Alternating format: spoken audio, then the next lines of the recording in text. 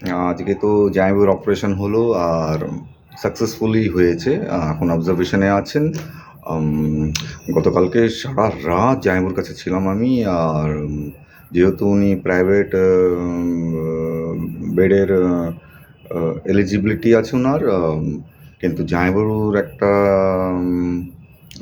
হচ্ছে কি উনি এসি চালাবেন না। ও গড!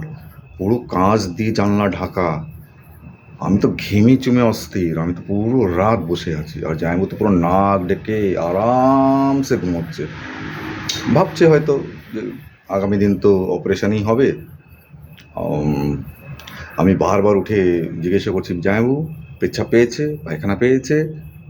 হুম হুম, পা নাড়াচ্ছে আর ঘুমোচ্ছে আর নাক ডাকছে আর বলছে হুম। আর এদিকে তো আমি পুরো ঘেমে চুমে অস্থির, কিন্তু এসি চালাতে দেবে না। এসি আছে কিন্তু এসি চালাতে দেবে না। যাই হোক, আজকে অপারেশনটা সাকসেসফুলি হয়ে গেছে।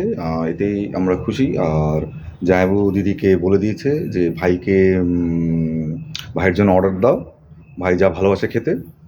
দিদি তো এক গাদা অর্ডার দিল, খেলাম। এমন খাবার খেলাম কি পুরো অস্থির হয়ে গিয়েছিলাম। খালি গ্যাস, খালি গ্যাস। চিকেন মিল থেকে নিয়ে fish meal, butter milk, curd, salad, ও গড কি ছিল না।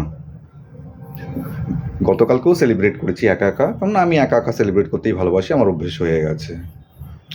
হয়তো অনেকেই আমার কথাগুলোকে গুরুত্ব নাও দিতে পারে, সেটার জন্য আমার কোনো অসুবিধা নেই। কেন কি আজকাল সবাই নিজের কথাই বলতে ভালোবাসে, আর আমিও নিজের কথা বলতে অনেক ভালোবাসি। এমনি বলবে যে ব্যক্তিগত কথা বলা উচিত না, ব্যক্তিগত কথা বলা উচিত না, কিন্তু তেনারা ব্যক্তিগত কথা বললে কোনো দোষ নেই। আর যদি না শোনো তাদের ব্যক্তিগত কথা, ও গড, তাহলে আপনি আনসোশ্যাল, এই আর কি। আপনি অসামাজিক, এই আর কি। সবার কথাকেই গুরুত্ব দেওয়া ভালো, গুরুত্ব দেওয়া উচিত। যাই হোক, জামাইবাবুর অপারেশন ভালোভাবে হয়ে গেছে। আমি চাই যে জামাইবাবু তাড়াতাড়ি বাড়ি ফিরুক আর আমাদের সাথে ঘোরাঘুরি করুক, মজা করুক, এই আর কি।